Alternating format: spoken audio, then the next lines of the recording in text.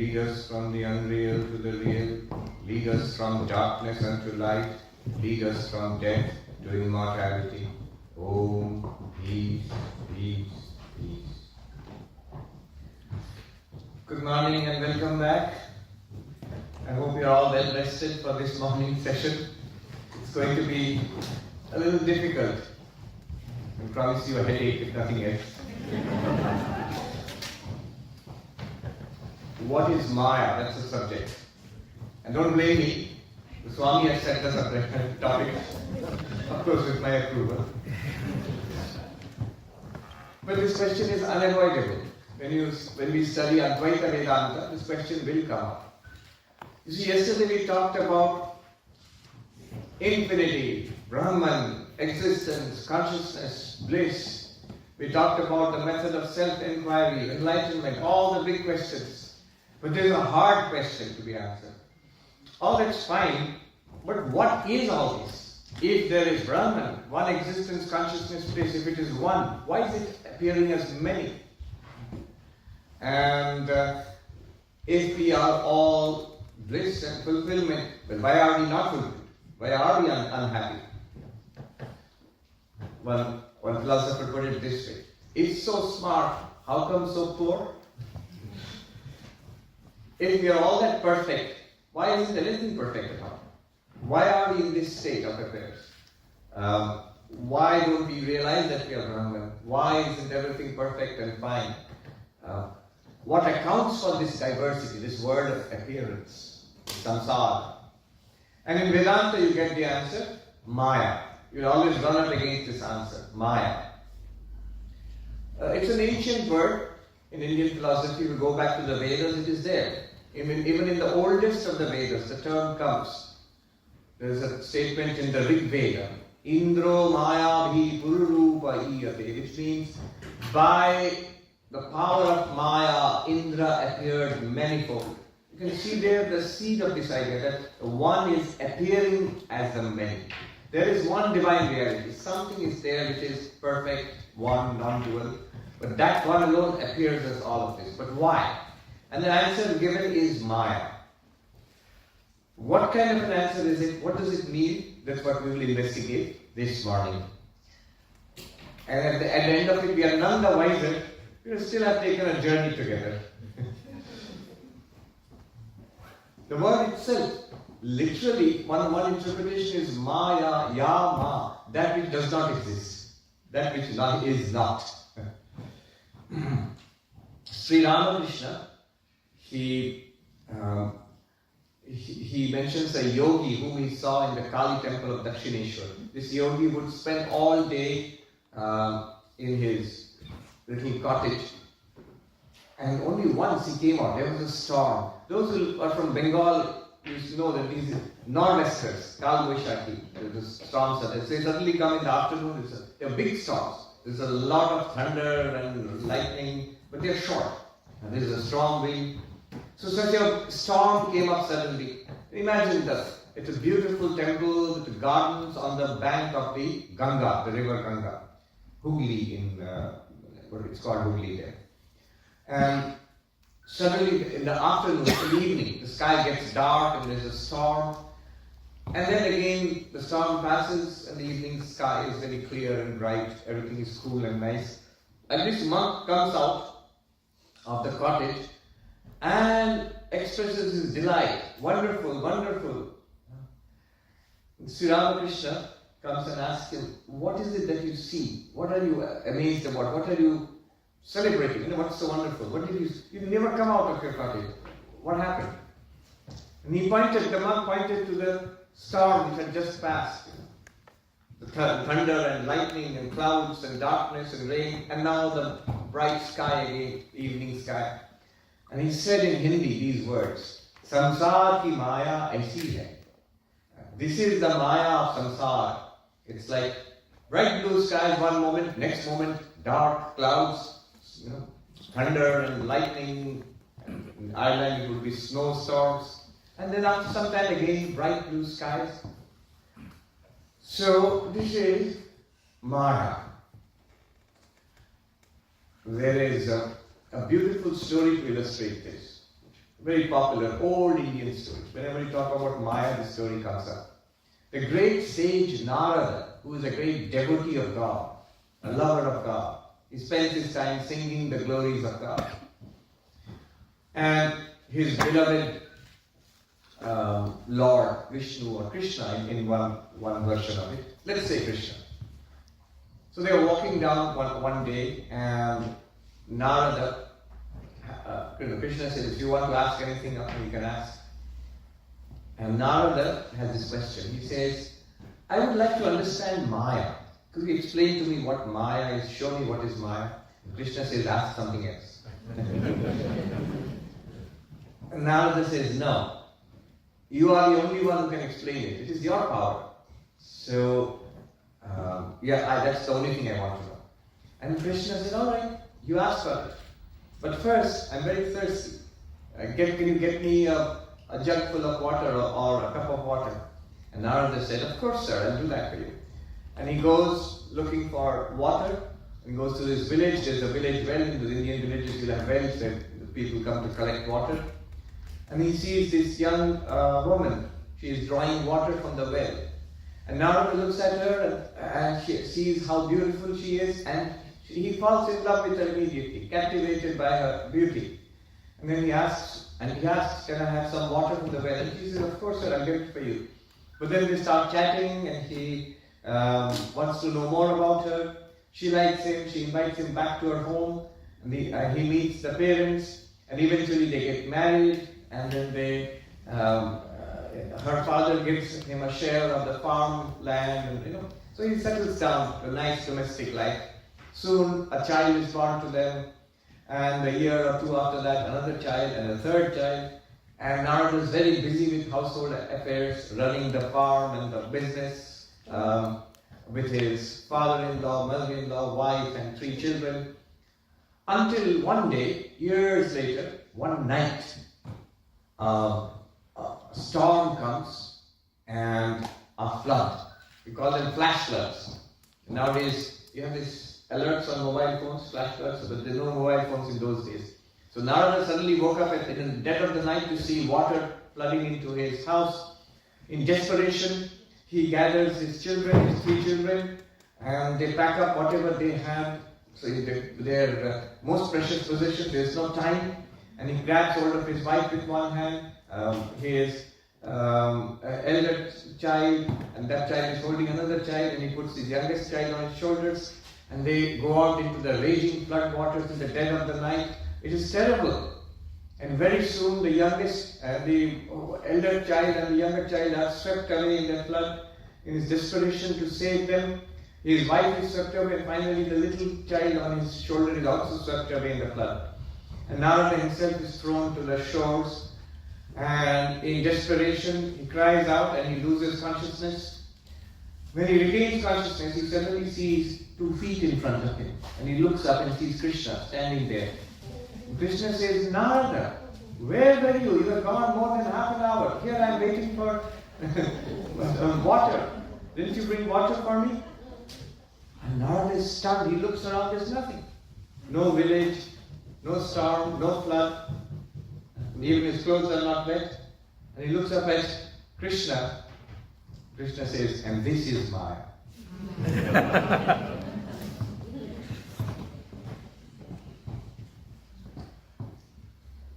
It's not just Narada, it's, you might say, oh, all right, that's some kind of magic.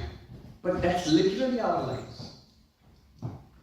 If you think back on our lives, it is no more than what Narada saw in that display of Maya.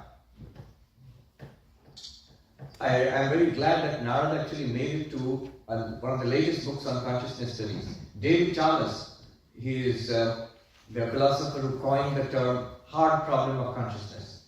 And he's a professor at NYU, New York University. And in his latest book called Reality Plus, where he talks about virtual reality, basically virtual reality. And he uses virtual reality to explain the old questions of philosophy. In that, in the first few pages, you come across a cartoon of Narada and Krishna. It's a book on virtual reality and philosophy. But he starts with Narada and Krishna, and there's a cartoon also nicely talking about Narada showing, Krishna showing Maya to Narada. According to David Chalmers, this reality plus, what he means by reality plus is virtual reality. He says instead of thinking of it as virtual, as non-real somehow, think of it as enhancing our reality. Even this is a kind of virtual reality. With this you are connected to the whole world. You have the whole world in and through this device. And the world is virtually present with you through this. So instead of thinking of it as false, why don't you think of it as an enhanced reality? So he calls it reality plus. And I think another way of understanding Maya is reality plus. Reality is Brahman, existence, consciousness, bliss. What is all this? This is Brahman. It doesn't seem like it. It's reality plus, Brahman plus Maya. It's reality plus Krishna. What we are inhabiting right now. Swami Vivekananda, once he was asked the same question, what is Maya? Just like Narada asked Krishna. And something exactly like that happened. Swami Vivekananda, he was back in India after his first tour of the West. And I think first tour or second tour, I've forgotten. One of his disciples, a Bengali gentleman by the name Manmathanath Ganguly, he, Swami Vivekananda, being pleased with him, said to him, you can ask anything of me. You see the parallels with the Narada and Krishna story. You can ask anything of me. And this gentleman said, I want to understand Maya. Please tell me what is Maya. And Vivekananda said, it's all from the reminiscences of this gentleman. He's written it down. Vivekananda said, ask me something else. And this gentleman replied, but having a guru like you, Vivekananda, if I do not understand Maya, I'll never understand it. So that's the one thing I want to know. Tell me what is Maya. And then he writes that Vivekananda was sitting on a cot and he started speaking. And he was seated below, I think, on the floor. And Vivekananda started speaking. What Vivekananda said, unfortunately, is not recorded, but I'll get back to that. But Manmathanath Ganguly, this man says, as Vivekananda started speaking, it's as if the word disappeared. It literally seemed that the word shimmered. In the English translation, the details are not there. The Bengali, little more detail is there. He says it's like a big fire, like a bonfire is lit. Just above the bonfire, you find the air shimmering because of the heat. And the word, if you see what's behind that shimmering air, the word behind seems to shimmer with the shimmering air. He says it was exactly like that. The word around me, the room, it seemed to spin and shimmer as Vivekananda spoke. And after a while, disappeared. Even Vivekananda disappeared, my body disappeared, and yet I could just hear a voice in the void. Vivekananda's voice continued to explain. And he says, I couldn't help myself, I burst out. But Swami, then it is all Maya, you, and all of this, and all of what you are doing, establishing the monastery, the work that you are doing, it's all Maya. And then what happened? He said, see, in Bengali and Indian languages, there are different ways of addressing a person. In English, Old English also there was you, thou, thee. There are formal forms and informal ones. So in Bengali, for example, you might say apni, which is a respectful form, used for an elder or an esteemed person or a teacher. Like guru, like Vivekananda, you would obviously say apni, which means you, but respectful.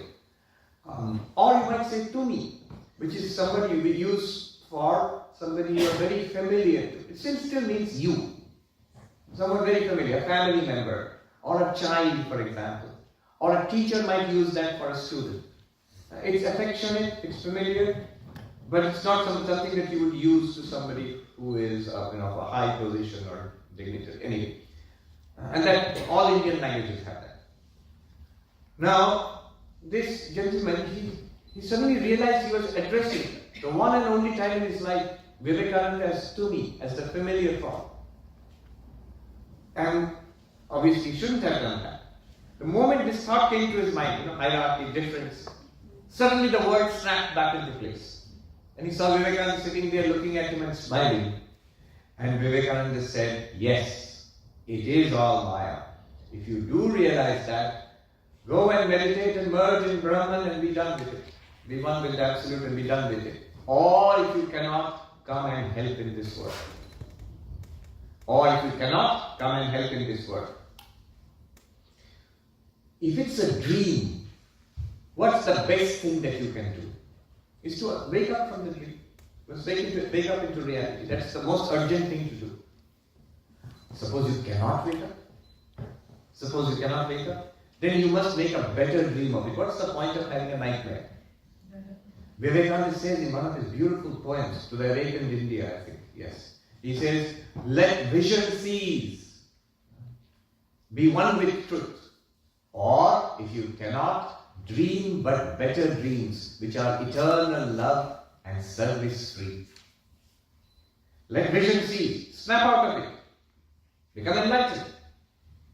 But I can't. It's too difficult. I don't seem to be able to. It seems very far out. Alright, if you do want to go on dreaming, then dream but better dreams. What is the better dream? What's the best possible dream? What's the best possible life, philosophy of life you can adopt? What's the best possible kind of life we can have? All of us. And he says, which are better dreams. Dream but better dreams, which are eternal love and service free. Love without condition and service as an offering. Love without condition means my love goes out equally to everyone, anybody and everybody present. For I understand it is Brahman, it is my beloved in that form. Doesn't matter if the person likes me, dislikes me. Friendship and enmity are such fleeting things. People you might have disliked as in school, you hated that other kid, might be a best friend today. Person who offended against you and has really harmed you and done harm to you, in 10, 20, 30 years, you're fine with it. It's all right.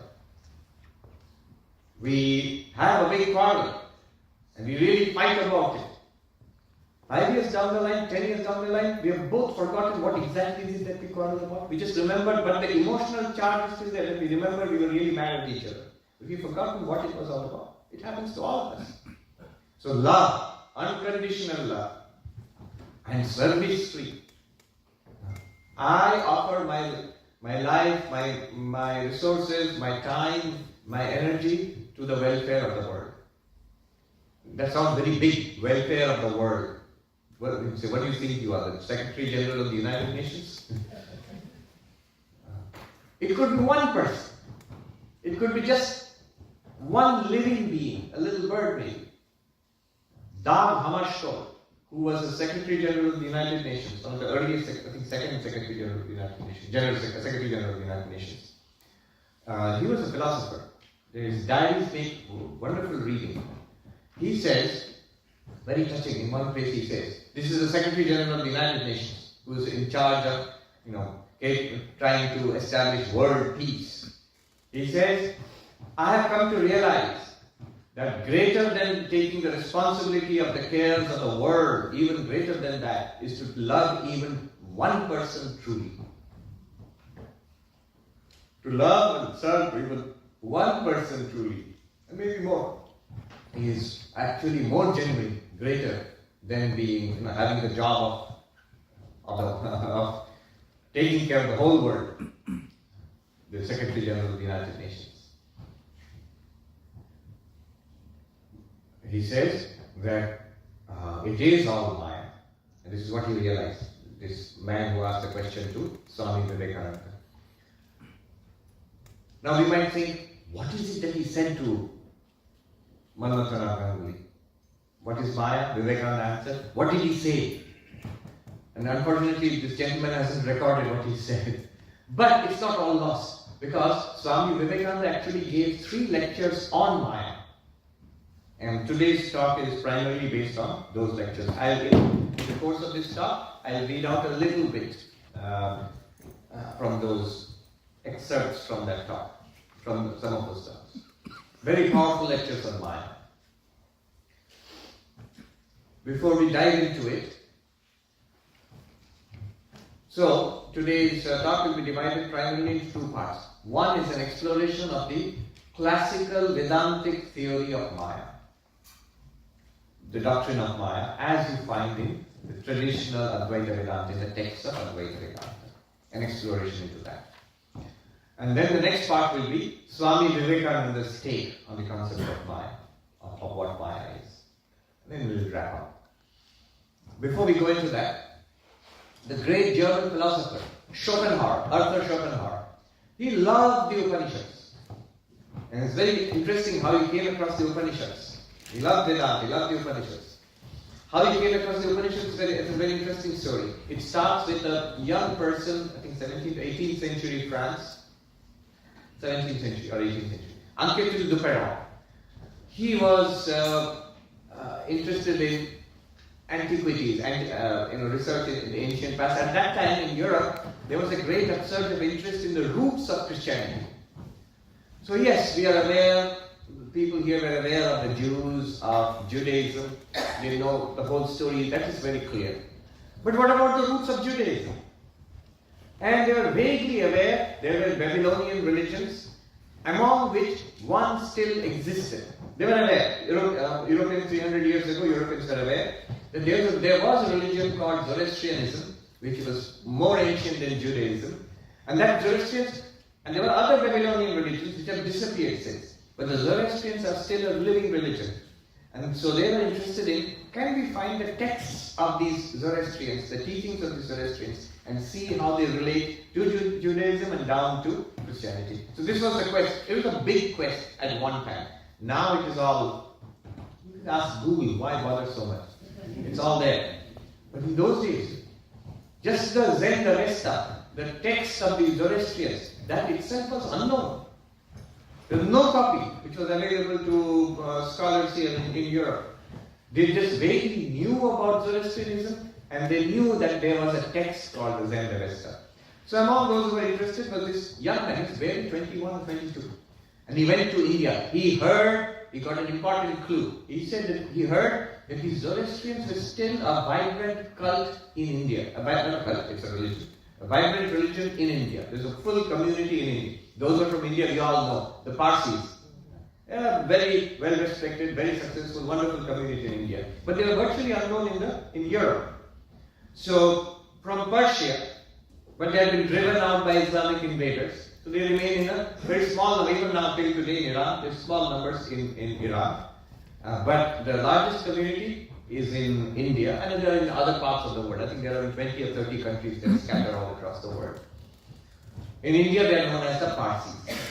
So this Anquetil Duperron, he travels to India in those days, and at that time it's difficult by ship, and the Anglo-French wars were going on. The British and the French were vying for supremacy and control of India. And in his search for ancient texts, he did find the Zoroastrians. He did get the Zen Avesta. It was all successful. But he came across another text of which he had no clue. See, there is a known unknown. And there is an unknown unknown. I'm quoting Dick Cheney. So there is a known unknown and an unknown unknown. The known unknown was the Zen Avesta. That there is such a thing, but what it is, we don't know. But the Upanishads was an unknown unknown. There is no idea that such texts were at all there. Even more ancient than the Zen Avesta. And very extraordinary, unparalleled in the history of sacred literature. Professor Evan Thompson, in his book, Waking, Dreaming, Being, which talks about neuroscience, consciousness, Vedanta, Buddhism, he starts by saying, consciousness studies is not a new field. It started 5,000 years ago on the Indo-Gangetic plains, in the texts called the Upanishads. And he goes on to say, the texts called the Upanishads are so central in human thought, in the history of human thought, that we would do well to date our history not with BC and AD, but with before Upanishad and after Upanishad. So significant. You can't do it, of course, because Upanishads dates are so diffused, you can't find a date. But it's so significant. That is the basis of what we call Vedanta. That's what we were discussing yesterday. I was quoting, the whole of yesterday was based on one Upanishad, Taittiriya Upanishad. Now what had happened was, during the Mughal rule, the Mughal rulers who were Muslim, some of them were interested in the religion of the Hindus, of the natives there. Especially at one time Akbar the Great. And later, Dara Shikoh, who was the son of Shah Jahan. Not so well known. His younger brother is known for, is more infamous in India, Aurangzeb, who was the last of the major Mughal emperors. So Dara Shikoh was this prince, Mughal prince, who was very well read, very scholarly, very spiritual, and interested not only in his own religion of Islam, but also in Vedanta. He had already discovered that such texts were there. And he engaged scholars in Banaras to translate the Upanishads, along with some of the commentaries, into Persian. And this was done.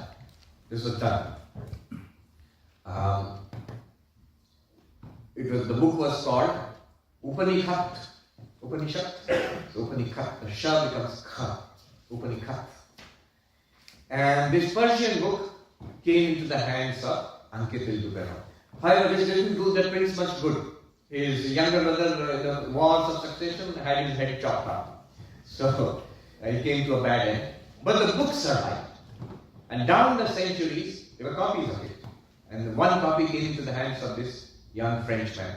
If I am not wrong, he didn't get it when he was in India, but he arranged for it to be sent to him when he went back to France. And he got this book and he translated it. He was a linguist, from Persian to Latin. From Persian to Latin. Imagine, Sanskrit to Persian to Latin. And he published it, calling it the Upanishad. And this Upanishad came into the hands of Schopenhauer, Arthur Schopenhauer, who read it in Latin, the German philosopher. Schopenhauer read the Upanishads and he became a fan of the Upanishads. He writes, I considered no study in the world to be so beneficial as the study of these Upanishads, except perhaps the originals. I'm reading the translation of a translation. And he writes further, it's the solace of my life and it will be the solace of my death, these books. And he would read from then on till the end of his life, we have in his biography, he would read a few pages of the Upanishads, that book, before he went to sleep every night. He had a devoted little dog. He named the dog Atma.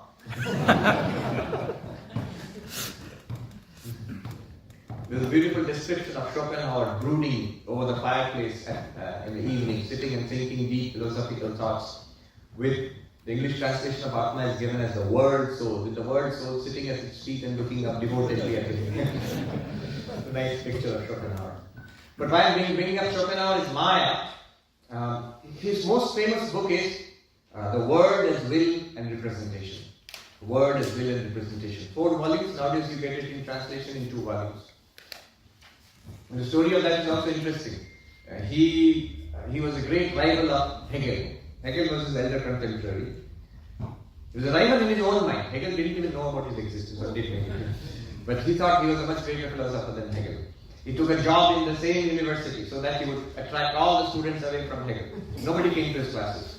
Then he decided, I will have a class in the next room with Hegel. When Hegel's room lecture is going on, I will have a class in the next room. So all the students will come to my class and that will show him. Nobody came to his class. And then finally he thought, maybe I'll write down all this stuff in a book and it will outsell anything Hegel has told. And he wrote it, and The Word as Will and Representation, that was the masterpiece. Nobody bought it at first. But over time it became a big success, and so he became the famous philosopher he wanted to become. Anyway, all these stories for one line. In that Word as Will and Representation, in the first chapter, at the end of the first chapter, Schopenhauer writes, what I shall write about in these succeeding volumes was best known to the ancient Hindus, and they called it Maya. So it is remarkable, he uses the term Maya in that book. Alright, enough of advertisement beating about the bush. We haven't started yet. So first, a look into the classical Advaitic treatment of Maya. The textbook with which we were introduced to Advaita Vedanta, there's a book called Vedanta Sara, the Essence of Vedanta. It's written by a monk about 700 years ago called Sadananda Yogendra. He wrote this book, Vedanta Sara. It's a manual. It's an introductory manual. So if you want students, even today, who want an introduction into Vedanta, Advaita Vedanta, in the classical way, you want to study it the way Pandits, monks study it, that book is the introductory book. We teach it too. I taught it for 5 or 6 years in our main monastery in Vedanta. So there is a description of Maya. What is Maya? I'm going to talk about that a little bit. Then we'll move on. What is Maya in the traditional classical Advaita Vedanta sense? 5 aspects of Maya. One, I will tell you the Sanskrit and translate. Sad asad bhyam anirvachaniyam. Cannot be characterized as existing or non-existing. Cannot be characterized as existing or non-existing. Literally, inexpressible as is or is not. Second, Trigunatmakam, composed of 3 gunas. There is no good way of translating this. G-U-N-A-S, gunas, 3 gunas. Sattva, Rajas, Tamas. This is pure Sankhya cosmology. Composed of 3 gunas. We'll explain all of this later on. Third aspect, Jnana Virodhi, opposed to knowledge, cancelled by knowledge, negated by knowledge. Jnana Virodhi means opposed to knowledge. Then the fourth aspect is Bhava Rupa, positive in nature. And last, Yat Kinchit, a mysterious something. You couldn't say that. Why didn't you start with that? Why don't you be upfront and say we don't know? We don't know. But what we do know, we can say these things. So first, what is Maya? Well, zoom in on the word is. Is it really is or is it really is not? You cannot say it is. Because what we were discussing yesterday, Brahman, existence itself, pure being, that is existence, that is reality. Maya is not reality in that sense. Why is it not reality? Because once you are enlightened, once you get knowledge about reality, that is gone. Maya just disappears. So once you recognize it, it disappears. Therefore you can't say it is really real. Philosophically, ontologically, primarily, you can't say that. So Maya is not ultimate reality. At the same time, you can't say Maya doesn't exist. Because after all, it's because of Maya we are having all these experiences. That's why we have samsara. That's why even Vedanta, even spirituality, worldliness, spirituality, religion, science, the existence of the physical universe, our mental universe, all of this is because of Maya. You can't say it's nothing. So it is not expressible as Sat. Asat. Sat means being, Asat means non-being. Maya is not Sat, Maya is not Asat. Or more precisely, Maya cannot be expressed, characterized as being, as non-being. That's the first one. Sounds pretty abstract, but no, it is not. Think about something like fiction. Harry Potter. Is Harry Potter real? No. Is Harry Potter nothing? You can't say that either. It's a multi-billion-dollar industry. Big books and movies, and there are in New York, in Times Square, there's a Harry Potter theme. Kids love it. You go in there and pretend to be magicians and stuff like that. So it's a whole world of imagination and fiction. Fiction is not nothing. That's outrageous to say fiction is nothing. So then, what is fiction? Is it real or is it unreal? It's not real in the sense we think about this as real. It's certainly not unreal. Also, the practical consequences. Since this universe is in and through Maya, a product of Maya in one sense, in that case, it shares the characteristic of Maya. Vedanta will say everything that we experience, all that we see, hear, smell, taste, touch, all that we think about, do, express, all of that is Sat Asat Bhyam Anirvachaniyam. Cannot be expressed as ultimate reality, but is not unreal either. All of this. Because it's through Maya, it's constituted of Maya. That's why even the most illiterate of rural folk in India, they will have this phrase in different parts of India, Sab Maya. It's all Maya. So the educated and the uneducated, the philosophical, non-philosophical, across the length and breadth, east and west, north and south of India, this is the common phrase. It's all Maya. And literally, this is Advaita Vedanta claim, it is all Maya. But it's also all Brahman. The classic snake and the rope example. In a semi-darkness, there's a rope there, we don't know it's a rope, and then you suddenly think it's a snake. Are there snakes in Ireland? No. It won't happen in Ireland. It will happen in an Indian village. In Ireland, and they told me in New Zealand there are no snakes. And just across the ocean in Australia there are some of the most venomous creatures in the world. But New Zealand is perfectly free of all harmful creatures, all creatures dangerous to human beings. So Ireland is like that, no snakes. But in an Indian village, in the darkness, plenty of snakes. And so you can mistake a rope for a snake. Now that snake which you saw at that moment, you can't say it's nothing. After all, it scared you. But it's nothing other than the rope. Really, when you see it, it's nothing other than the rope. So this universe, it is Maya, but when you investigate, it is nothing other than pure being, existence, consciousness, is Brahman. So Sada Sadhyama Nirvachanam, that's step one. But if you go a little further, what's it made of? After all, yesterday we talked about Brahman, and you have told us, Brahman is, if you ask, put it crudely, what's it made of? It's made of existence. It's made of awareness or consciousness. It's made of bliss. Satchidananda. That you can put it that way. It's a very crude way of putting it, but so this Maya, what's it made of? If it's not Brahman, what's it made of? And the answer is Sattva, Rajas, Tamas, three gunas. Sattva is the guna of the quality of light and peace and purity, and knowledge, happiness. Rajas is the guna or the quality or attribute of dynamism, action, energy, ambition, pleasure, pain especially. All of that is Rajas. And Tamas is the quality of darkness, inertia, physicality, grossness, so all of that.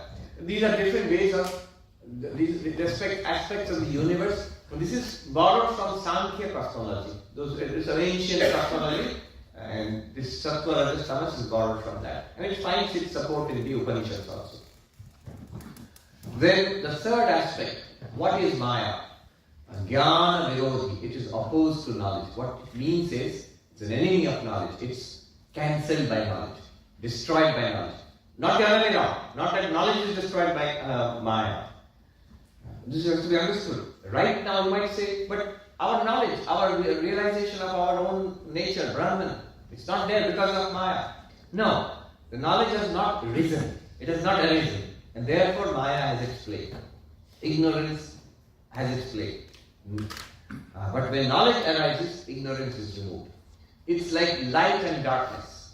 Light destroys or removes darkness. Darkness does not remove light. It's only when light disappears that the darkness has its place. If you put the two together, light will be banished. Darkness will be banished, light will stay. There's a nice story which we grew up with as kids. So there was this long story. Every story in Indian mythology is connected to an earlier story. So I will just jump in the middle of the action. The gods and the demons, the devas and asuras, were having one of their ancient battles across the heavens. The demons were trying to defeat the gods as usual. Now, the demon king, he got this inspiration that a particular, fire sacrifice has to be performed, and a great demon will be born of that fire who will destroy the king of the gods, Indra. And the demon king resolved to perform that sacrifice so that we can generate this super duper weapon, like an arms race, who will arise this great demon and destroy my mortal enemy, or immortal enemy, let's say, Indra. And the fire sacrifice started. The gods have a very nice divine spy service. They knew what was up. So they went to Vishnu, Narayana, please protect us. If this demon is created, he will destroy our king, the king of the gods. And so what can be done? Vishnu sends Saraswati, the goddess of speech, to stand on the tongue of the priest performing the fire sacrifice and make him mispronounce the mantra. So the mantra was Indra Shatrun Vardhasva, let the enemy of Indra arise. Now, depending on the intonation, the meaning changes. One meaning is the one who will destroy Indra, let him arise. The other meaning, shade of meaning would be the one who will be destroyed by Indra, let him arise. So Saraswati made the priest chant it wrongly. So the great demon was born, Vritrasura. We have already, there are comic books in India for little children about it. I also read it in a comic book originally. And then the rest of the story is irrelevant for us. Vritrasura comes and you know how he defeats the gods, and then how to defeat Vritrasura. The thunderbolt. They go to the sage Dadichi, and from his bones they make the thunderbolt. He's the most righteous person. The thunderbolt is a weapon forged from the bones of the most righteous sage. And the wielder of the thunderbolt is Indra. And with that he kills the demon Vritrasura. So it's a nice story. But the point here is, you have to be careful who destroys whom. Does Indra destroy Vritra or Vritra destroy Indra? Maya does not destroy knowledge. Knowledge destroys ignorance. Ignorance is destroyed by knowledge. This is the meaning of the term Jnana Virodhi. What exactly is destroyed? Maya has two functions. One is a function of veiling, called avarana. The other one is a function of projecting, called vikshepa. So, to understand this, my ignorance of the rope, I do not know that it's a rope. What does the ignorance do? Two things. One, it veils the nature of the rope. What do I feel? It says something there. That's all I know. But it's important to know it as something. Otherwise you won't mistake it as a snake either. Unless you see something is there and look at it, and then you can say, it is a snake. What should I have said? It is a rope. But I said, it is a snake. The it is correct. When you correct it later and you realize, oh, it's not a snake, it's a rope. The it has been retained. This is very important. Why? When we look at the world and experience it as the world, we are still experiencing Brahman. We are experiencing the ultimate reality, except that it's covered with a layer of Maya. But it is the world. When we correct it, when you become enlightened, you say, it is Brahman. I am Brahman. That I and this it has been retained. Before that, I am this person. It is the world, samsara, it is samsara. After enlightenment, I am Brahman. What is all this? It is Brahman. It is one limitless, non-dual divine reality. But this it has been, it is the same it which will be revealed as Brahman. We are not totally in darkness. So, Jnana Virodhi. What it does is, it removes the veiling power of Maya.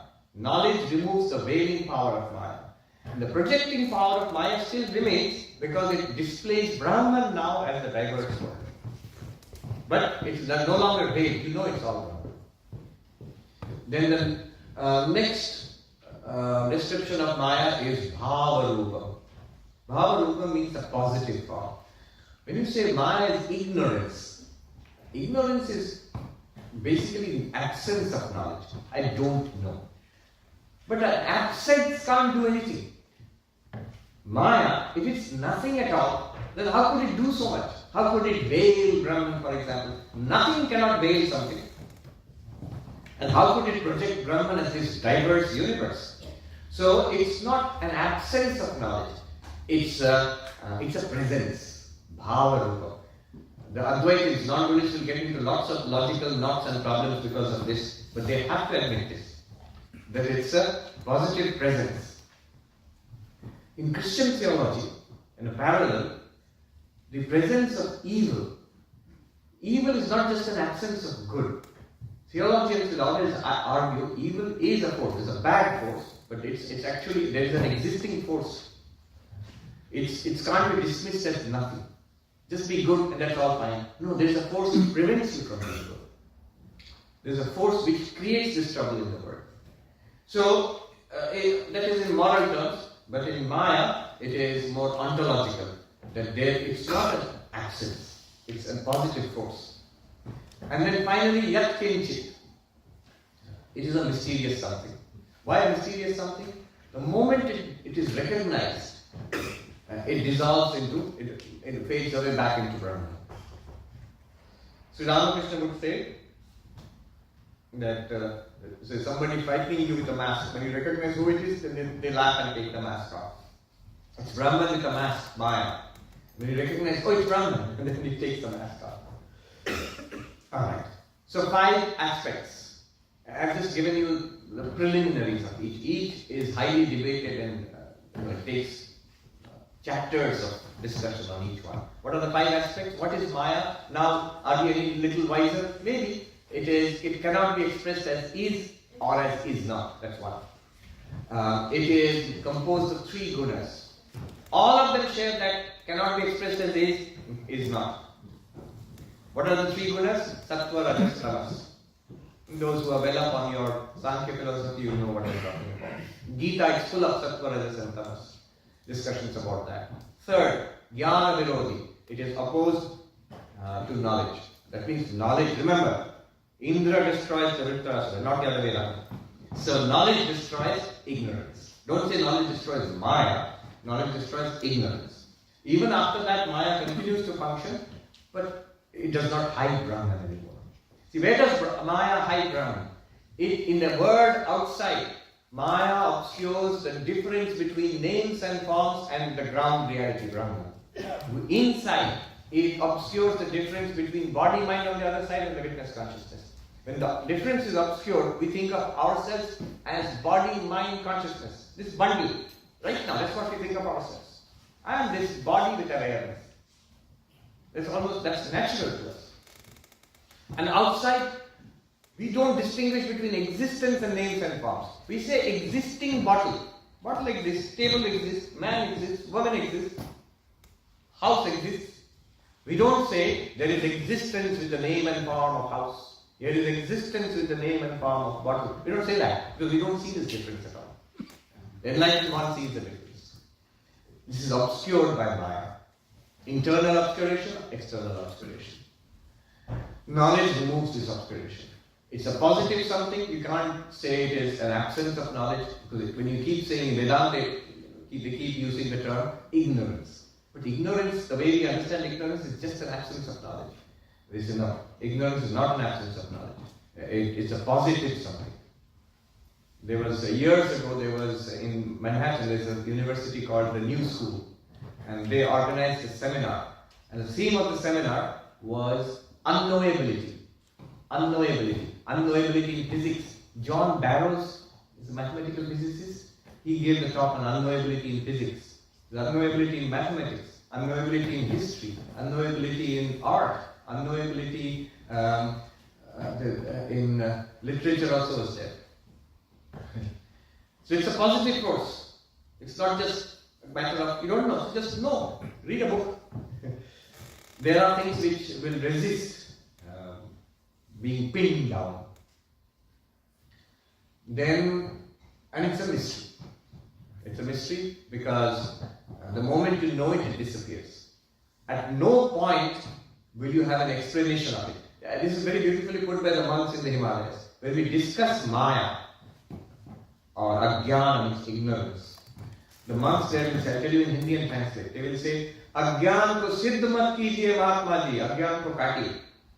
Don't try to establish ignorance. I want to understand and explain and neatly categorize ignorance. Don't try to do that. You can't. Because it's not a reality. Because it's paradoxical. It will slip out of your hands. Then what should you do with this ignorance? Cut it down. Generate knowledge, remove ignorance. Don't try to study the darkness and see what is the darkness made of, what are the characteristics of darkness. Bring in light. Bring in light and the problem is solved. It's Nietzsche, I think, who says, the more you stare into the darkness, and at one point the darkness stares back at you. If you look into the abyss, at one point the abyss will look back at you. Those who wrestle with monsters risk becoming monsters themselves. So don't wrestle too much with Maya. You'll be swallowed up, just like that. Try to bring in light. Alright. So this is the whole... how do you bring in light? That was yesterday's evening session. The method of inquiry. All light, knowledge comes from inquiry. And there are multiple methods of inquiry. That's the way of bringing in light. But since the subject today is Maya, we are going to stick to Maya. Alright, I've run out of time, but I started a little late, so I can take a little more time. Now, when we say all this, there are many opponents of Advaita Vedanta. Indian philosophy is very vast and complex. And the opponents of Advaita Vedanta will say, not so fast. There's a term in US, in America, we call rain on your parade. So, rain on the parade means all this, your wonderful Maya, the 5 characteristics, neither existing, non-existing, opposed to knowledge, made of 3 gunas, and so on and so forth. Wait a minute, we have questions. We have questions about this. So there was a great debate lasting nearly 500 years of the dualistic schools attacking the non-dualistic school. Advaita Vedanta being attacked by the dualistic schools. And that generated a huge amount of philosophical literature, which is available. It's in Sanskrit, but some of it has been translated.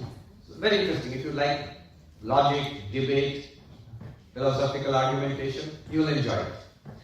But I'll give you a sample of it because the part of it deals with Maya, and then we'll go ahead. The dualists, when they oppose Advaita Vedanta, they attack the theory of Maya. Let me just mention this. There have been, to my understanding, 3 golden periods of Indian philosophy. The most ancient one was when the philosophical systems were generated from the Vedas or opposition to the Vedas. The philosophical systems were generated, the birth of the philosophies. That goes back 3,000 years or more. And that is marked by the class of literature called the sutras, the sutra literature, where a system of knowledge was compacted. It was first of all systematized and then compacted into few aphorisms, like a zip file in a computer, so that you can, in those days, memorization was a big thing. You don't have to memorize the whole system of knowledge. So there is the Vedanta Sutras, also known as Brahma Sutras. That is central to our school, to Vedanta, Advaita, all the schools of Vedanta. But there is also the Nyaya Sutras, the Vaisheshika Sutras, the Sankhya Sutras, Yoga Sutras, the Mimamsa Sutras. These are all sutra literature. That's one phase of Indian philosophy. And multiple commentaries and sub-commentaries were written on those sutras. Then the next great phase of development of Indian philosophy came from opposition. There arose other schools which were non-Vedic. For example, the greatest opponent was Buddhism. So for nearly 1,000 years, the Buddhists debated the Hindu schools. The topics were many. For example, eternal soul, immortal soul, existence of God. The Buddhists rejected all of this. The Hindus tried to uphold all of this and debates. Recently, a nice book has been written a few years ago. Professor Parimal Patil, who teaches Indian philosophy at Harvard University. The name of the book is Against a Hindu God. Against a Hindu God. That's the history of the Buddhist attack on the idea of God in Hinduism. And then the Hindus tried to defend the existence of God. So they generated more arguments for the existence of God and so on. So 1,000 years, again a golden period of Indian philosophy. Second golden period. The third golden period is what we are talking about now. Around 1100 or 1200 AD, the dualistic schools, Vishishtadvaita, Dvaita, Shuddhadvaita, they mounted attacks on Advaita Vedanta. And the Advaitins had to defend. And one of the targets of the attack was an easy target was Maya. As you can see, it sounds rather fuzzy. And so you can train your logical guns on it. I'll give a sample and move ahead. Ramanujacharya, the great Acharya of Vishishtadvaita Vedanta, qualified monism, in his commentary on the Brahma Sutras called Shri Bhashya, the commentary on the Brahma Sutras, there is a section at the beginning called Mahapurva Paksha, the great opponent. The great opponent. Who is the great opponent? That's us, the non-dualists. So the non-dualists are the great opponents. And Ramanuja tries to disprove the Advaita, the philosophy of the contentions of Advaita Vedanta using logic, and then starts his own. Because you have to make a case. Why write a new commentary on the Brahma Sutras? There is already Shankaracharya's commentary. You have to make a case. That's not correct. I'm going to do a better job. Show me what's not correct in that. So one of the sections, one of the most elegant and powerful sections in the Sri Bhashya is the attack on Maya. Maya. 7 attacks on Maya. Sapta Vidhanupapatti. The 7 great fallacies. The 7 great logical inconsistencies. 7 great unreasonable and I don't know, tongue twister. It's a new word I'm trying to invent. Unreasonable, unreasonableness. Try saying that fast. So the 7 great fallacies. The 7 problems that I see with Maya. First, I'll run quickly through them. Vast literature. Each one the Advaitists, non-dualists have replied to in books and books. What's the point of reading all this? Your understanding of non-dualism becomes deeper. It's when your position is attacked and shredded, and you have to come up with a defense of your position. Then you truly understand your position. So, for example, sampling. What are the objections? 7 objections. Ashraya Anupapatti. Mr. Non-dualist, or let's say Master Non-dualist, your great Maya, where is it? We'll talk about Maya later, but where is it? Is it in Brahman or is it in you, us, the Jiva, sentient beings? It can't be in Brahman, because it's like saying there is darkness in the sun. It's impossible. Why should there be ignorance in Brahman? Then you say, no, ignorance is obviously in us. I am ignorant of my real nature. But you are saying, because of this ignorance, Brahman is appearing as the Jiva, sentient being. You as a Jiva, sentient being, you come after ignorance, post-ignorance. The snake appears after you are ignorant of the rope. You can't say the ignorance resides in the snake. So, ignorance can't be in us. I mean, we are ignorant, there's no doubt about it. But the ignorance should precede us. Then only Brahman is ignorant of itself and appears as a being, as you and I. So where is ignorance? In the sentient being or in Brahman? And there are answers to both. In Brahman, one answer. How? How can there be darkness in Brahman? It's not darkness. For Brahman, it is a power. Sri Ramakrishna gives the example. Maya is like what? The poison in the mouth of the serpent. Poison glands are there. Now, a little bit of that poison can knock out the poor rat or it's again snakes. Not an example in Ireland. But you have these very poisonous snakes in India, the cobras. And they have poison in their mouth. And with that poison, they can knock out a rat or a mouse. Just a tiny bit of that. Enough to knock it unconscious or kill it. But all the poison is in the mouth of the cobra. And it doesn't harm the cobra. Not only that, it's the power of the cobra. So Maya is the power of God by which we are bewildered. But it doesn't affect, it's not darkness as far as God is concerned. It's the power of creation of the universe. So, it could be in God. But for God it's a power, it's not a problem. And some answers are, the other answer is, no, it could be in us. But didn't I just say, you come after Maya. How can Maya exist in you? It should exist before you. So no, we are ignorant about Brahman. So the ignorance is in us. But where did you come if the ignorance was not there before you? Well, the ignorance we come from the previous ignorance. In a previous birth, I was ignorant about Brahman. That's why I am born today. But why were you born in your previous birth? Because of the ignorance in the preceding birth. Obviously, you'll ask, when did this ignorance start? And the answer is, ignorance is beginningless. When did this ignorance start? They're asking. Before you all existed, there must have been ignorance. Then that's why you all exist. So when did this ignorance start? And the answer is, ignorance is beginningless. I didn't quite at first understand what you mean by ignorance is beginningless. It must have had a beginning somewhere. Until a professor, Professor J.N. Mahanti, a very big name in Indian philosophy, Indian and Western philosophy. He is a master of Indian systems like Nyaya and Vedanta, but also Western systems like phenomenology of Husserl. He explained it in a classroom. He said to us, "Do you know German?" We said, "No."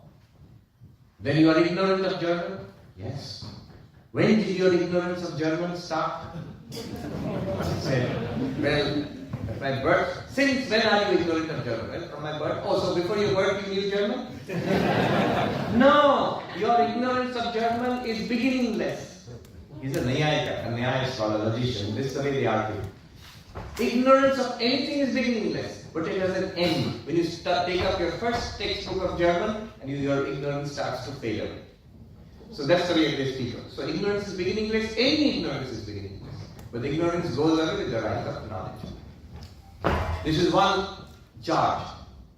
Ashraya Anupapatti, the fallacy regarding locus of ignorance. It's a long debate. I'm just giving you an example. But since we have no time, I'll rush to the other 6 charges, other 6 accusations. Ashraya Anupapatti. So, then the next one is Swarupa Anupapatti. What is the nature of ignorance? We know ignorance as an absence of knowledge. What is this so-called positive nature of ignorance? There is no such thing. Does it exist or does it not exist? Yes or no? Then the third one, Anirvachaniyata Anupapatti. The fallacy of neither existing nor non-existing. The track taken by the Advaitins is that ignorance is not an ultimate reality. Ignorance is also not unreal. Immediately the logician will reply with the law of the excluded middle. Either it is true or it is false. Either it exists or it does not exist. What's this in between? Can't say it's true or can't say it's false. You have to give me a clear answer. Is it real or unreal? And of course, you can argue this point. For example, I gave the example of fiction. Fiction. Harry Potter. So this is a chart, but it can be argued. It's the important law in logic, law of excluded middle. But that is only binary logic. Afterwards, multi-valued logics were invented. And that's a big story. In ancient India, they had a 7-valued logic, the Jaina logic. Then the 4th accusation was Tirodhana Anupapatti. How can something like Maya obscure Brahman? Can darkness hide the sun? Something as flimsy as your ignorance, can it obscure, hide the ultimate reality of the universe? Tirodhana Anupapatti. Tirodhana means vanishing. How? I don't buy this vanishing act. How did the ultimate reality vanish just because of something as flimsy as your ignorance? Then, and it can be argued. Then the 5th objection is called Pramana Anupapatti.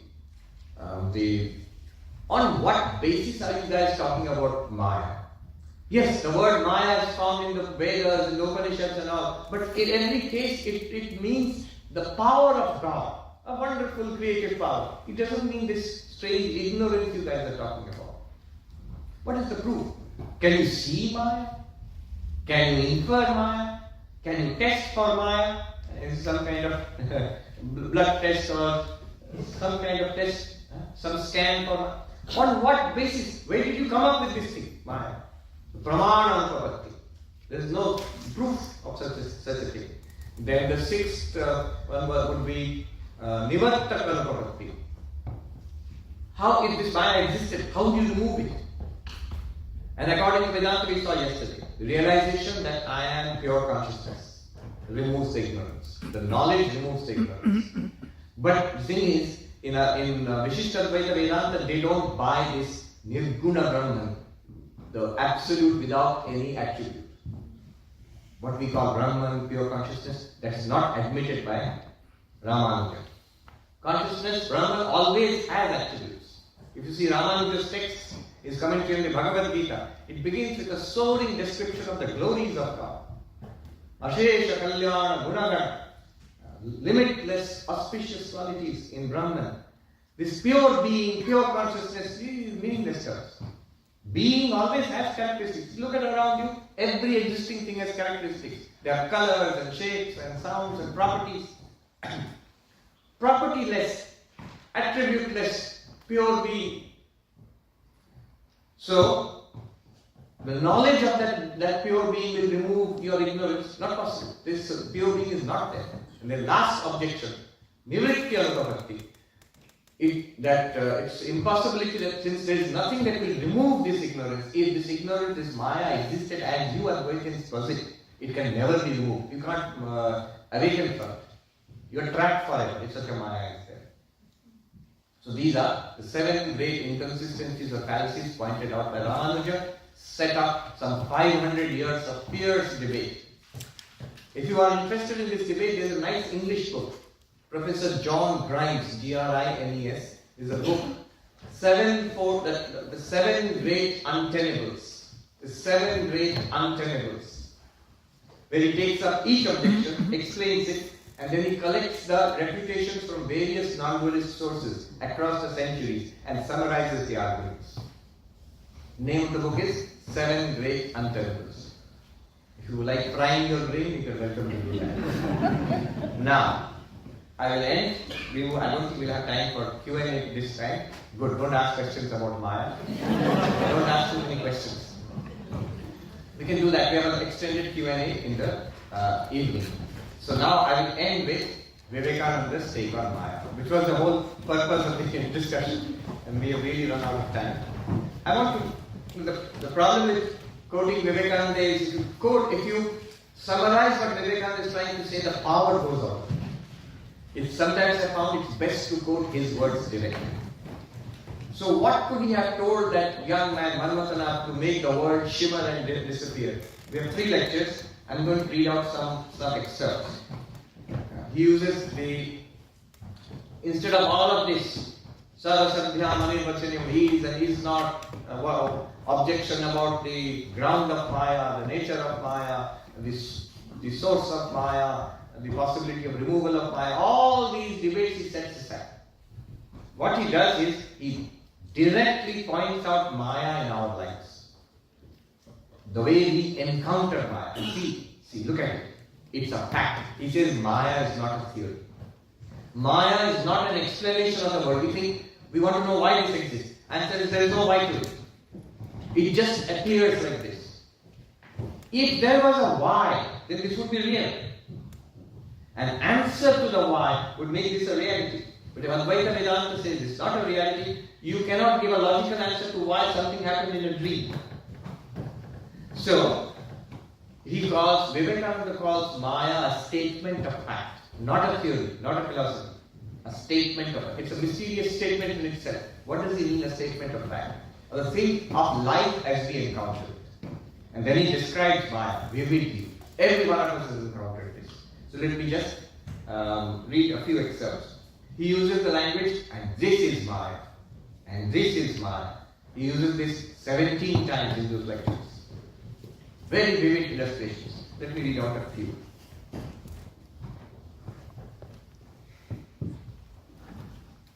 There is the tremendous fact of death.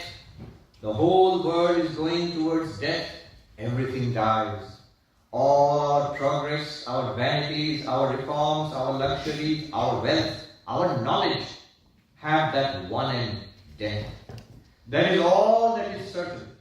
Cities come and go, empires rise and fall, planets break into pieces and crumble into dust, to be blown about by the atmospheres of other planets. Thus it has been going on from time without beginning. Death is the end of everything. Death is the end of life, of beauty, of wealth, of power, of virtue too. Saints die and sinners die. Kings die and beggars die.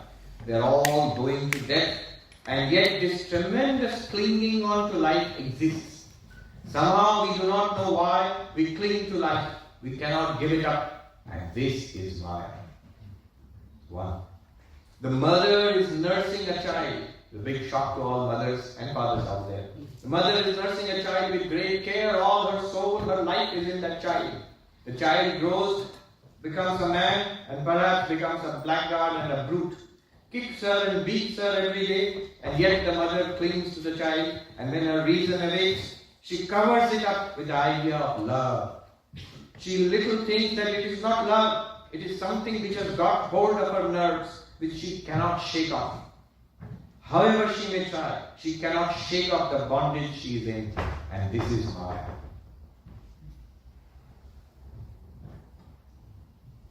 Death is stalking day and night over this earth of ours. At the same time, we think we will live eternally. And this is Maya. There are tremendous knowledge. There are tremendous contradictions in our intellect, in our knowledge. And he says, reform. We want to change society, make it better. The great passion of the Western mind. He says, a reformer arises and wants to remedy the evils that are existing in a certain nation. And before they have been remedied, 1,000 other evils arise in another place. It's like an old house that is falling. You patch it up in one place and the ruin extends to another. He says, this is the characteristic of life. When you are a young civilization, you are bold and adventurous and you think everything can be remedied. You change from feudalism to a democratic state, things are better. And from a democracy you want something better. Why not make it communist? And you try it. Ernst Becker, the psychoanalyst who wrote the Pulitzer Prize winning book, The Denial of Death. Very interesting book, The Denial of Death.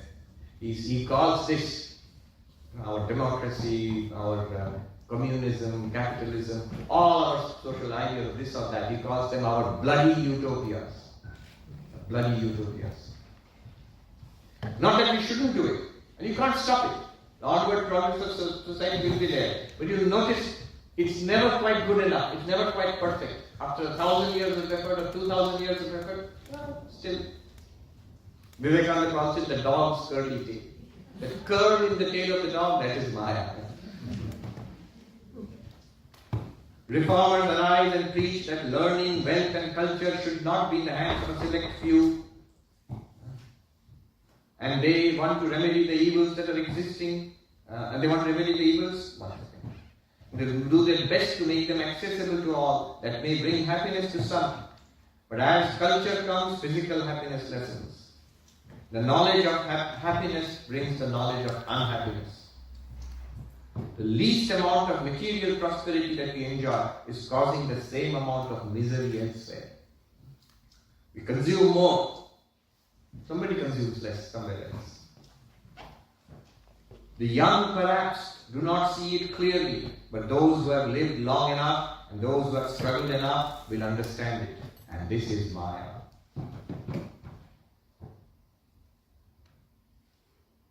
Maya is a statement of fact of this universe.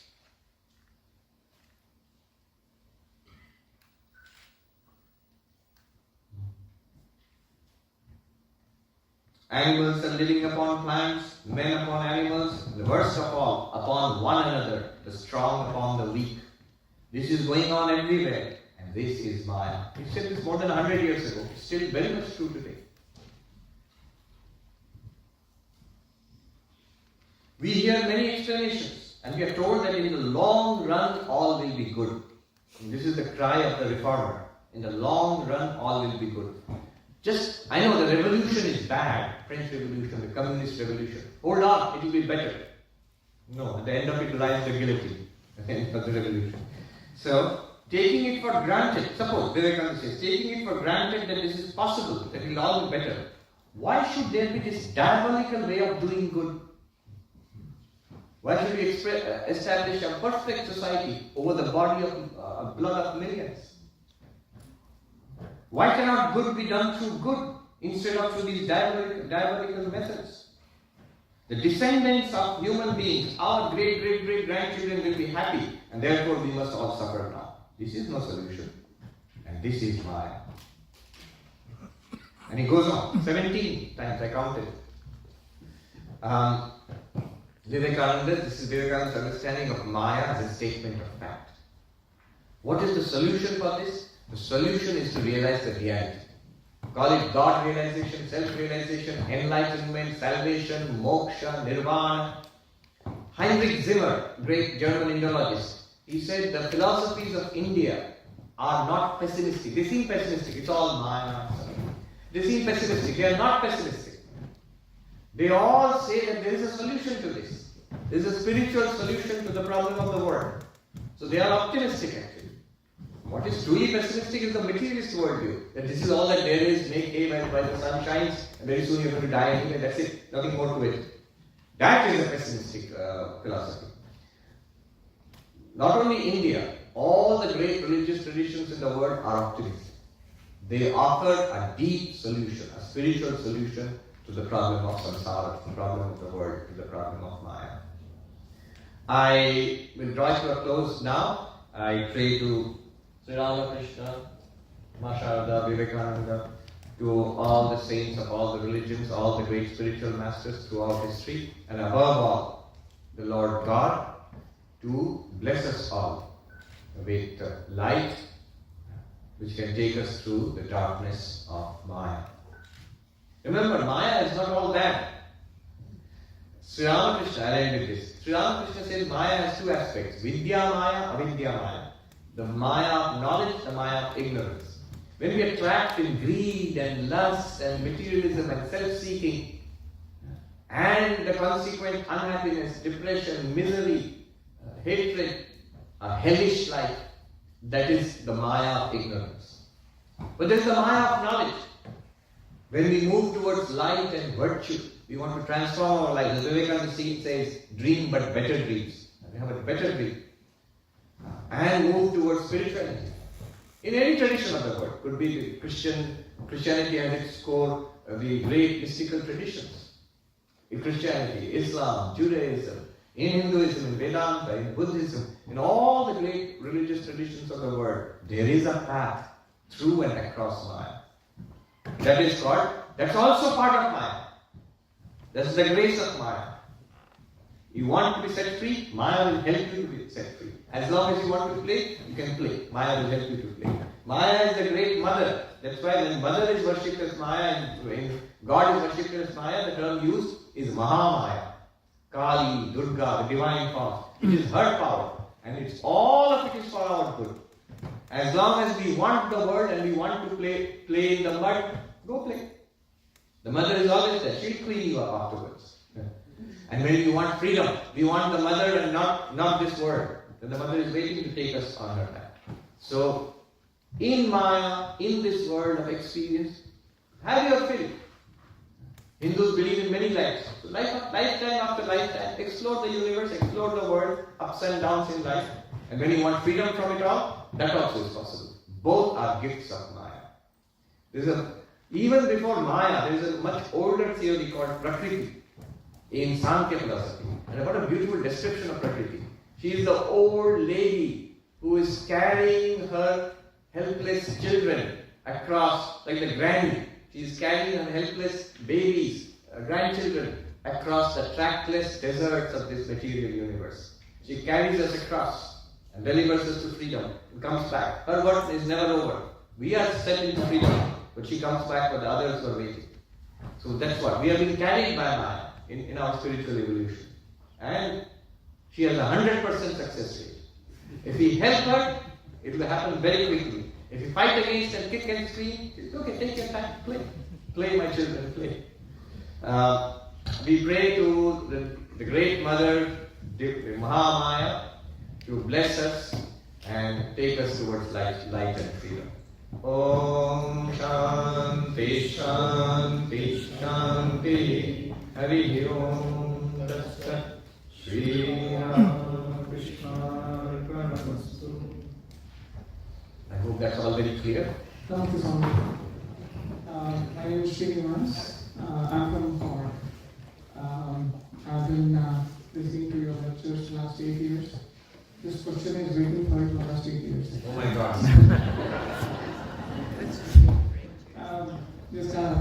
If I'm alone, your lecture is with me. Whether I'm driving or whether I'm home. So this is waiting for 8 years almost. Two things I've listened for your lectures. One is example of one of the senior devotees in New York, a famous question which you say, what if nobody's in the room and we kept a camera and you come back, it is still there. So your answer is, You kept the camera in your consciousness, so you know it is here.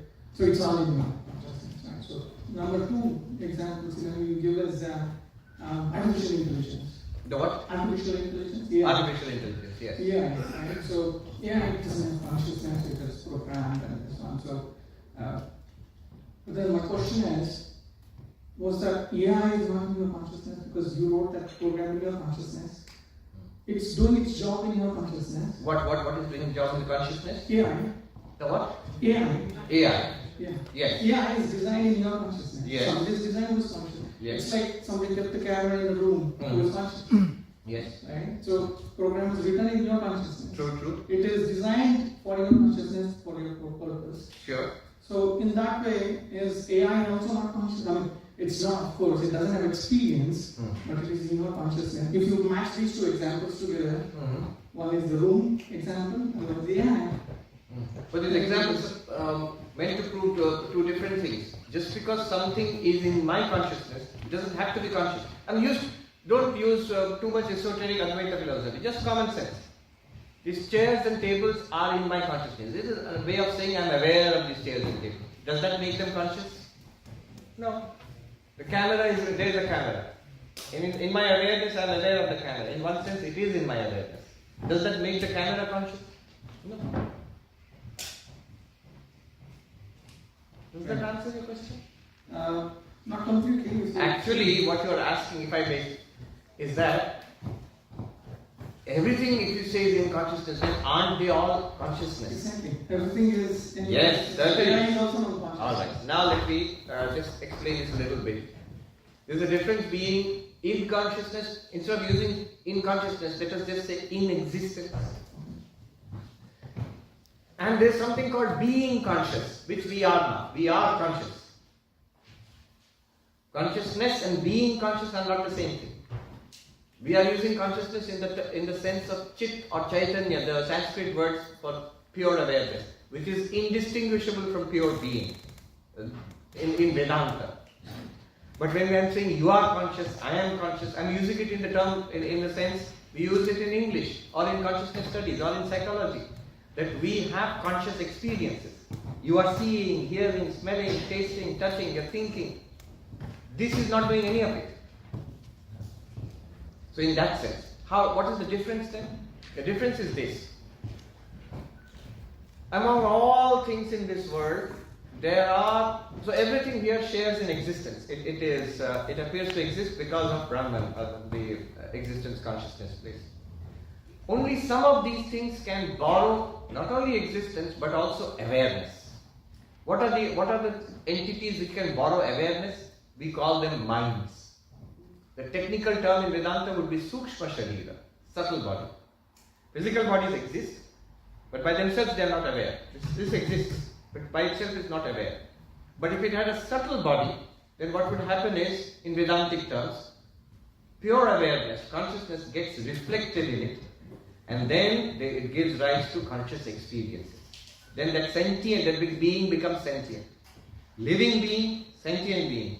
I am alive and I am conscious, the way we are experiencing things now. So the consciousness which we are experiencing is not literally the pure consciousness which we talk about when we talk about Brahman. What's the relationship between pure consciousness and this reflected consciousness? It is like sunlight and moonlight. At night, the earth is lit up by moonlight. The sun is nowhere to be seen. But we know that the moonlight is not different from the sun. The moon, first of all, does not have light of its own. And whatever we call the moonlight is the light of the sun, reflected from the moon. Now, that does not mean that the moon is not necessary. Without the moon, that light of the sun would stream out into space and it would all look dark. It would not be illuminating the earth. Moon is very necessary in order to light up the earth at night. Similarly, our minds are necessary to give us this experience of being a sentient being. If the mind is not there, but more detailed description would be the subtle body, Sukshma Sharira. The English word soul has two meanings. One a spiritual meaning, when we say my immortal soul. But when you say he's a good soul, it just means he's a nice guy. And you're talking about the mind or the personality of that person. That is the subtle body, Sukshma Sharira. Sukshma Sharira reflects, channelizes consciousness, and then you feel this thing is conscious, or I am conscious. I have a subtle body, you have one, animals, living beings have one, so they all share in some degree of consciousness. That's what you might call the moonlight type of consciousness, the actualized consciousness, the empirical consciousness. That's why we feel conscious. We not only are aware of the world, but we are also feeling conscious. I guess the confusion in many of the lectures, what I feel is interchangeably using the word consciousness between the medical term consciousness and the general term consciousness. The medical term consciousness, the general term consciousness, medical term consciousness are not very different. Common sense idea of consciousness and the medical sense of consciousness studies they are not very different. But Advaitic consciousness, yes, consciousness in Advaita or Sankhya is different. So there is no English word for it. There are two Sanskrit words for it. The pure consciousness in Advaita, in Sankhya, they are called Chit or Chaitanya. There are many words, some with Chiti. But this reflected consciousness, it's called Chidabhasa, the shadow or the reflection of consciousness. They are two clearly different terms. In English, that's the confusion. These concepts are not there in English. Thanks. Swamiji. Yes. My name is Samudra, and I have a bit of a prolonged question. I'll try to keep it short. Yes. So, first of all, thanks for everything. And the question is related to consciousness, Maya, free will and karma. It's kind of khichdi of everything. Going to put it on a humorous way as well. So we understand by the discourses from you and many other teachings actually that consciousness is gunatrayatita, kalatrayatita, dehatrayatita, but still pervading through all of them. It is attribute-less, but still pervading through that as well. So, and Maya is also an aspect of it. Still, it is a part of the consciousness itself. So, in this whole khichdi of Maya and consciousness, which is very tasty, there is a bitter part of karma and free will. So, what and where does it interplay actually in this whole equation of consciousness, Maya, and where does the karma and free will actually play? So, it's not really khichdi. Khichdi is a mixture of rice and dal. And you need at least two things to make a khichdi. Literally means a mixture. You need at least two things to make a khichdi. In Advaita Vedanta, there is only one and the appearance of the two. There is only one existence, consciousness, bliss, and you are that. And the rest of it, what we call all of these are all at the level of appearance. Two levels of truth. Ultimate truth and transactional truth. So ultimate truth, right. Transactional truth, all of this. Yeah. So karma, free will, Maya, all are at the level of transactional truth. So at the level of transactional truth, what is called Vyavaharika Satya, this word. Yes, there are sentient beings, you are there, I am there, we have bodies, we have minds, we have souls, subtle body, the physical body dies, the subtle body goes from lifetime to lifetime. All of these are admitted. That's at the level of the transaction. That's at the level of the movie, and not at the level of ultimate reality. But think about the movie and the screen, and then in that metaphor, free will, karma, all of that will be in the movie, not on the screen. But the transactional reality has a nature or tendency to always obstruct you to go into the ultimate reality. So, what do we do with that now? Yes. So that's what Sri Ramakrishna said, Vidya Maya, Avidya Maya. It obstructs you. It says, forget the ultimate reality. You have to earn a job, get a degree. You go and you have to earn your living, get a job. And in a job, then you have to face the boss. Back home, you have to face the spouse. And so you are surrounded by Maya. None of it seems to be particularly spiritual. But that same Maya also provides you with spiritual inquiry, provides you with books and teachers and practices. It also provides you a way out of or transcending this. In fact, spiritualizing this life itself. The possibility of spiritualizing this life is always present because this life, ultimate in reality, is nothing other than Brahman. Because what is this life? It's the gross reality. Step 1. Step 2 would be, no, it is Maya, it's an appearance. That's already a big step forward. Even higher, Not even Maya. This is Brahman. God alone is appearing as all this. Step 1, this is reality. I can't see a way out of it. Miserable reality. Step 2, dismiss it as Maya, like a dream. Step 3, not even a dream. It is the reality. The reality is appearing as all this. The reality is right here. Movie. You can see it in 3 levels. One is you're absorbed in it so much it seems real to you. You laugh and you cry when the movie demands that you do so. You're absorbed in it. That's the way to enjoy a movie. Remember, okay, so one is you're absorbed in it. A little child may really get scared and start screaming. I have had that experience. There was a movie which was universally popular when we were kids. It was George Lucas's Star Wars. So I remember I saw it in Calcutta when I was a little boy. My father and mother took me to see it, but they also made the mistake of taking my baby brother, who was a babe in arms at that time, to see it.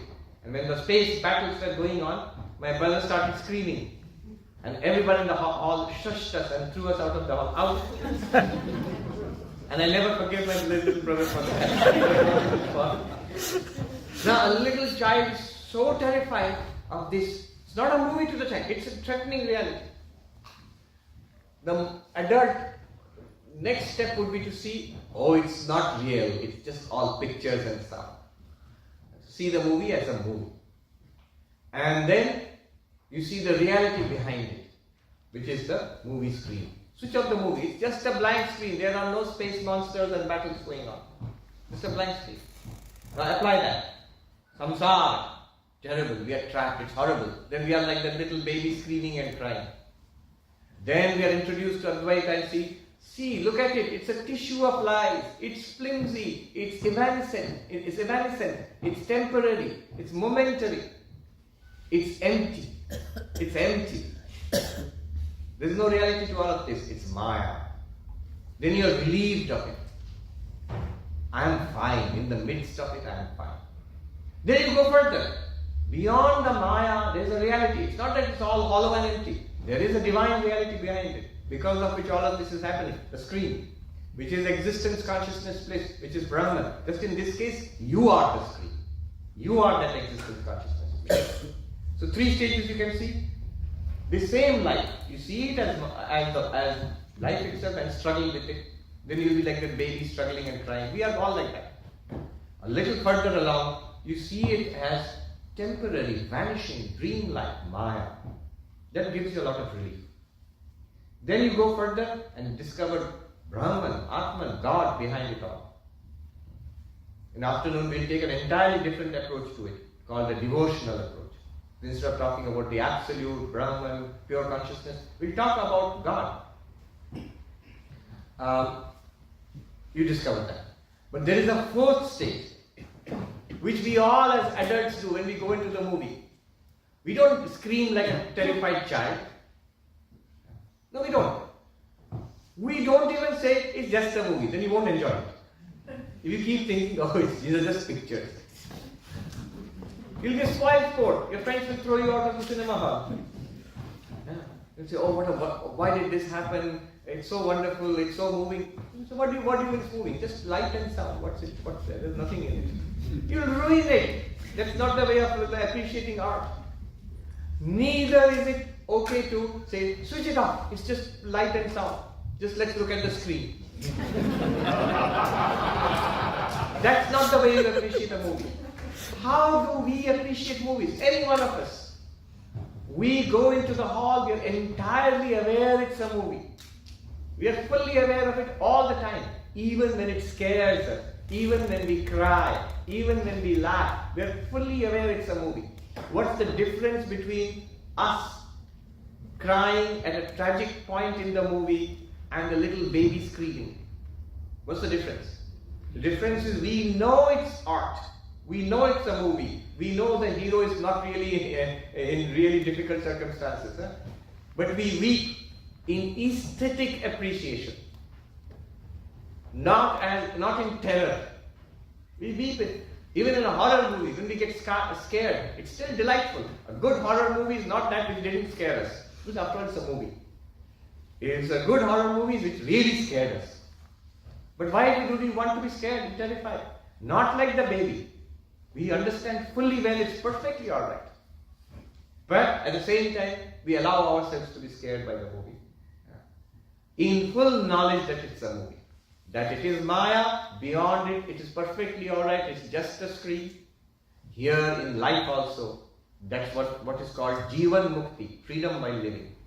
The enlightened one doesn't suffer with the rest of us in samsara, even if they have disease and poverty and struggles. The saints struggled so much. They had harder lives than most of us, yet they were happy. How? So they did not react to life like a baby screaming and crying. They also did not react to life as Maya. They also did not dismiss life altogether and remain absorbed in prayer or meditation. At parts of that time they did, and that's good. It's a lesson to learn. At one moment we must switch off the world. The world is too much with us. We must withdraw from the world, switch it off. In your meditation, in your scriptural study, in your devotion, switch it off and turn inwards. But then come back into the world, watch the movie and enjoy it as a movie. Be fully alive in this world, fully engaged with this world. Do the best that you can. Dream but better dreams, which are eternal love and service to you. Thank you. So enlightenment is, according to Vedanta, it is this moment right now. This is all yes, it this is very important. This is what it feels like. It is. No, this is what it feels like. This is what it is. This is what it is, but we lack that crucial component of knowledge. Once we have that knowledge, in this life itself, here itself, we will see the same things and we will say we are seeing God. Ulysses, in that famous poem, he says, so we set forth once more, my friends, into a journey, but this time not to see new things, but to see old things with new eyes. At a time, in life, we are engrossed with life. Then we are disgusted with it, miserable. We see what it is. Then we are in spirituality promises us new things. God, heaven, the angels, and this vision and that vision, all of which are true. It's possible. We want to see new things. But a mature spirituality beyond that, after that, is when we come back to it and see divinity everywhere. The same radiance which you find in the deepest meditation, in the deepest samadhi, in the greatest ecstasy, with eyes open. Seeing the old things with new eyes, with spiritual eyes. You begin to see all the time it was God alone. It was God alone. What we left behind in our spiritual quest is God alone. Swami Vivekananda says, he who runs away from the world to meditate and die in a Himalayan cave has missed the way. It was very powerful for me. Because that's exactly, I read it when I was exactly doing that. I had run away from the ashram also. Even the monastery is not good enough for me. I want to meditate, not die, but meditate and become enlightened in a cave. I didn't go to a cave, but I went to a hut at 10,000 foot in the Himalayas and sat there and meditated for hours and hours every day and night and studied. On my way back, it was wonderful. I really had a very, very good and very nourishing, spiritually nourishing time. And I really liked it. And I made up my mind, I'm going to run away like this once a year and stay by myself in the mountains and meditate. And when I was coming back down, halfway, there's a place called Uttarkashi. This is around 5,000 feet, not all that high up. And I was staying in the monastery there, begging for my food, eating, and then in the afternoon, I was reading Vivekananda. Plans ready. Every year I'm going to go and meditate in a cave. Until I die maybe. Vivekananda, my eyes fell on this. I was lying down and reading. Vivekananda says, he who runs away to meditate and die in a Himalayan cave. I sat up. Good Lord. And then next he says, he who plunges into the vanities and foolishness of life, he too has missed the way. Startling. Either you plunge into life and do whatever else everybody is doing, or you take the road less traveled and become a spiritual seeker, a hermit, monk, whatever it is, eccentric. What other option is there? He's saying, if you plunge into life, you have missed the way. Then he says, next, what is the way? The way is to spiritualize life itself, is to divinize life itself, is to see God in those who are around you, in what is around you. In life, you find divinity right there. So if you don't, one day you will find it back right there. The day you do find God in the Himalayan cave, you can find God in the Himalayan cave, but then you will see what you left behind. That also is the same reality. So Ramakrishna says, when you climb the house, the ground floor, first floor, up the stairs to the roof, then you discover what the roof is made of. Whatever I left behind, the staircase, and the first floor, ground floor, they're all made of the same thing. So by doing 1880, what we did yesterday, you climb up to the roof, the peak of spiritual experience, and you realize the transcendent consciousness. But when you open your eyes and look back, you see this whole world is lit up by the same consciousness. The world lit up in moonlight is the world lit up by sunlight. Your regular life will continue. You will see, hear, speak, talk, go to work, do everything whatever you could do if you want to do that. Or if you want to give all that up and go to the Himalayas and meditate, you can do that also. There's no more restriction on you. You are free, literally free. You see for the first time, you're free to be whatever you want.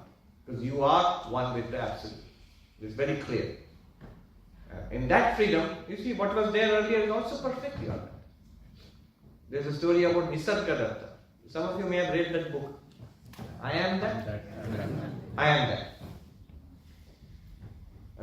In his life, there's a moment when he became enlightened. He realized that he is Brahman, and he used to live in this very low-scale, rough neighborhood of Mumbai. And he thought, it's a miserable place to live, and I don't need to do this anymore. He had a little cigarette shop, the country cigarette called Bidis in India. Why should I do this miserable job? Why should I live in this miserable city? Let me go off to the mighty Himalayas and spend the rest of my days there. I don't want anything from this world. I am in bliss. So he started walking and then he stopped. What am I doing? What is there is here too. Same radiance, the same absolute existence consciousness place. He turned back, never to leave again. Lived in that little miserable little corner house on a narrow street. I haven't seen it, I've just heard its description. For the rest of his life, living above the cigarette shop. Why? For him it's exactly the same now.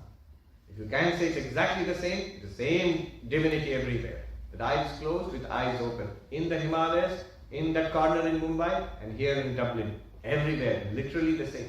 Some people ask me, you talk so longingly about the Himalayas, would you like to go back? I say, I have no objection, I would love to go back. But there is no pressing necessity anymore. The necessity which was there, when I was coming down from the Himalayan heights, and I was thinking, every year I must come back. This is much better than that. Than Calcutta. And I had a really good place in Calcutta, the best monastery that there is. Most peaceful, really great. Better than that I felt is the Himalayan heights all by myself, solitary me.